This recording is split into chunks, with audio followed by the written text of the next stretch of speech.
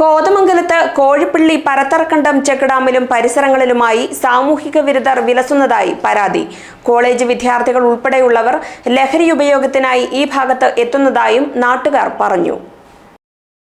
കോഴിപ്പള്ളിപ്പുഴയിലെ പരത്തറക്കണ്ടം check ഡാമും പരിസരവും ജനവാസമില്ലാത്ത പ്രദേശമാണ്. ഈ സാഹചര്യം മുതലാക്കിയാണ് സാമൂഹിക വിരുദ്ധർ ഇവിടെ താവളമാക്കുന്നത്.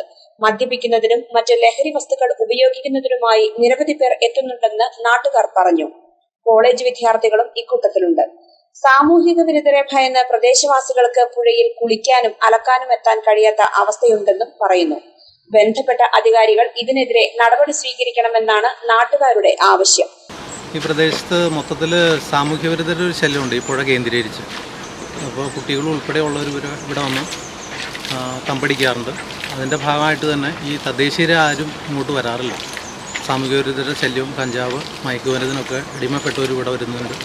പുഴയിൽ മീൻ പിടിക്കാൻ വരുന്ന വ്യാജേനയാണ് വന്നത്. അതുകൊണ്ട് തന്നെ ഈ പ്രദേശത്തുള്ളവർ ഈ പുഴയിലേക്ക് കുളിക്കാനോ അലക്കാനോ വരുന്നില്ല.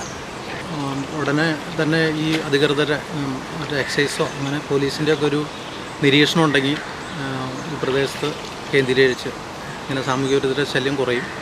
ഇതാണ് നാട്ടുകാരെന്നുള്ളതിൽ എനിക്ക് പറയാനുള്ളത്. GTV news, Kozhippally.